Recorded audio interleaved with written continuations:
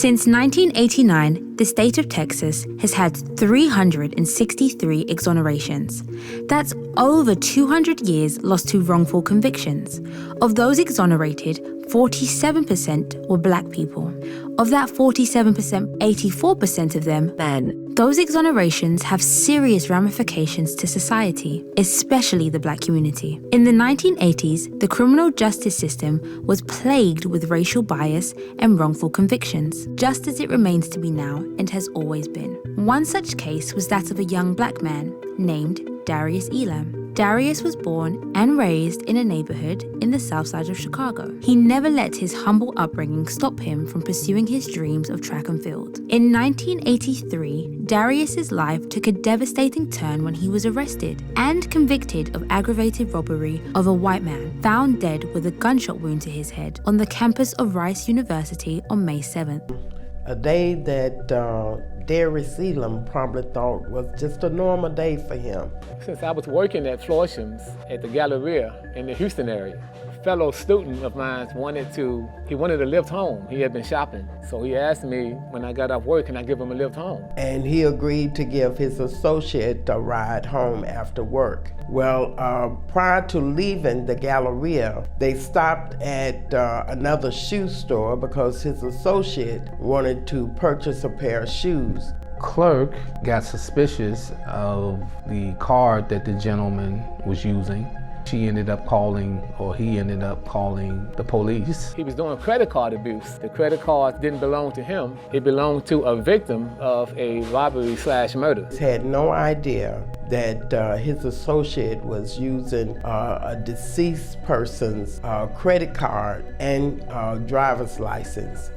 Both the gentleman that was using the card and Darius were arrested. I was charged initially with credit card abuse, but they dismissed it because I was not abusing the credit cards. And he did come correct that the guy had nothing to do with it. He didn't know the cards was bad, etc. I'm thinking once the truth come out that I wasn't abusing credit cards, I can go home. But because the cards connect to a robbery/murder, they wanted to charge us with the robbery/murder. At least they helped us on the investigation for that. Some kind of way, 90 days later, they just charged me. First it was capital murder, they dropped that. Then it was murder, they dropped that. Then it was aggravated robbery, and that's what they convicted me on. He has been serving a life sentence since 1984, despite no confession, a deeply flawed investigation, and compelling evidence he was wrongfully convicted. To date, there are 3 things pointing to Elam's innocence.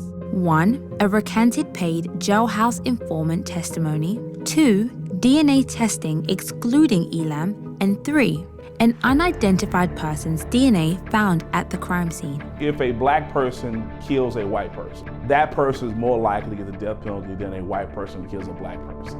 The former prosecutor, Charlie Davidson, with 3 detectives, they visited me in the county jail. And he asked me, how do you explain this? This is what we found in the car. And so it took a minute for it to register. I'm asking, where did they get this from? This is definitely my handwriting, these are my notes. It didn't hit me, but when it finally hit me, it was like, boom, everything triggered. We think that that yellow sheet of paper came from Darius' notebook. The DNA that was done on all the items at the original crime scene excluded Darius as a contributor to the crime scene. It was not only one crime scene investigator that did this, but 2. Being a student at TSU, I had my briefcase, and in my briefcase was 2 books from my parapsychology class. I had 2 books, writing utensil, a yellow legal tablet, and a letter opener. All that was in my briefcase. A yellow sheet of paper. Let me correct that. A entire 8.5 by 11 yellow-lined notebook sheet of paper. Neither listing had that. Essentially, the word of a black person continues to mean nothing in our society. And Darius' case is just one remnant of that fact. Unfortunately, the way the system responds to the lack of black credibility is that it incarcerates us whenever they see fit. The evidence against Darius was circumstantial at best, but the color of his skin and the briefcase he had on his person when arrested made him an easy target for the prosecution. Darius has spent just shy of the last 4 decades in prison, maintaining his belief of innocence and fighting for a new trial. With the removal of that sheet of paper, there is nothing, zero evidence. That's all they could come up with to put someone at the scene of a crime he was not, was my sheet of paper. Those convictions that lead to murder exonerations with black defendants are almost 50% more likely to include misconduct by a police officer. Brother's not a murderer, not a robber. I didn't think it was real. I certainly didn't think it was something that they would make stick. But in the 80s, they had a thing called boogie down. Like you dancing, boogie down. Well, they would say, did you boogie down? Boogie down meant, did you tell on someone to get a better deal for yourself? That's what they call boogie down. So these 2 inmates lied and claimed that I bragged to them about murdering this guy. We just had the case, the Goins case in the city of Houston, where the HPD Drug Task Force had a jailhouse informant, a snitch, who had been lying about who was buying and possessing drugs, and they had to go in and throw out thousands of cases based upon that testimony. Based upon that question alone, just imagine how many people are currently in prison because of an uncredible jailhouse snitch. Think about people who have died in prison because of a jailhouse snitch. He did not tell me anything but that he didn't do it. He didn't tell my mom, my family members, anything but he didn't do it. So it just doesn't make sense that he would tell complete strangers that he did do it. Just doesn't make sense. The informant was incentivized for his testimony. He was paid $300 by HPD. This was an intentional, willful plan by a former district attorney in conjunction with some corrupt officers to get me here. Think about the psychological effect of being incarcerated and you know you didn't do it. In 2019, Darius's case was finally reopened after the jailhouse snitch recanted his false statement of Darius confessing the murder. Darius's story is a powerful reminder of the systemic racial and class bias that still exists in the criminal justice system. Cases like his show why it's so important to fight for justice and never give up hope. Mass incarceration of Black people and the poor lower class of this country can be traced back to historical injustices such as slavery and Jim Crow laws, as well as the war on drugs of the 1980s and 1990s, all of which resulted in harsher sentencing laws and an increase in police presence in communities of color. I'll just be honest with you. I known that I would have to do all this time for something I didn't do. I'm not sure if I could have made it because I didn't know my own strength. And I guess you're stronger than you think when you have to kind of fight through it, but I couldn't see possibly doing this. It's something I didn't do. I probably would have chose death, suicide, or whatever. But I guess you get stronger, and by not knowing your own strength, you don't realize how strong you are. I was just determined to not die with this cloud hanging over my head, or determined to not let them get away with this when I know their wrong can be easily pointed out. The story of Darius is a tale we hear far too often. The criminal justice system is based on the principle of due process, where everyone is entitled to a fair trial.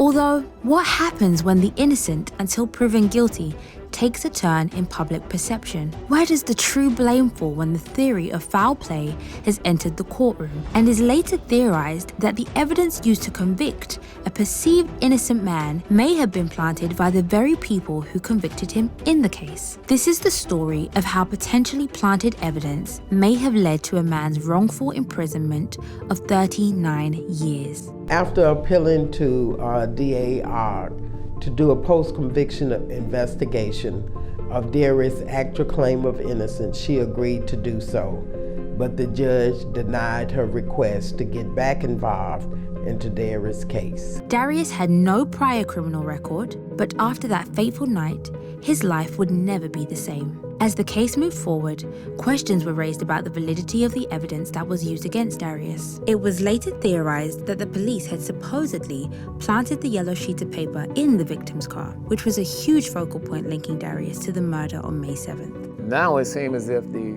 Court of Criminal Appeals sees my plight. So I'm hoping that the court system would do what's right and follow truth, follow law, and unravel this. That's my hope. I believe that truth will prevail, and so I'm not going to stop until it does prevail. The use of jailhouse snitches has been publicly criticized for violating the rights of defendants and contributing to wrongful convictions.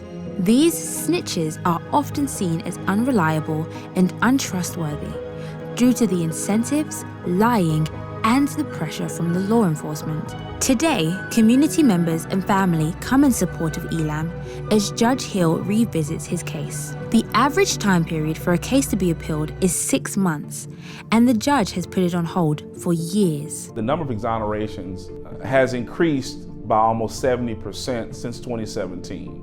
Those convicted, on average, spend 12 years longer before exoneration. And those folks are overwhelmingly black and who were framed oftentimes by police, resulting from systematic practices of misconduct and police officers. One side believes Elam was set up by an inmate informant who lied about the true happenings of the case that contributed to the years of incarceration. When initially asked in 2019 to look into Elam's claims of innocence, Harris County District Attorney Kim Ogg chose to recuse herself in order to avoid the appearance of a conflict of interest, since a member of Ogg's staff, Vivian King, was initially Elam's assigned public defender. Tammy Lang Campbell, civil rights leader and founder of the Honey Brown Hope Foundation, later stated, "I'm pleased to report that we received a call from DA Kim Ogg's office, indicating that they were unrecusing her office, which means that if actual innocence is found, the case can be dismissed. The DA's office unrecusing itself means that the office will do the investigation, and wherever the investigation leads them, they will, of course, rule accordingly." Was this a simple mistake or deliberate act of misconduct by the police to secure the conviction of Darius Elam, which has imprisoned him close to 4 decades? Darius Elam's imprisonment caused a ripple effect in the criminal justice system.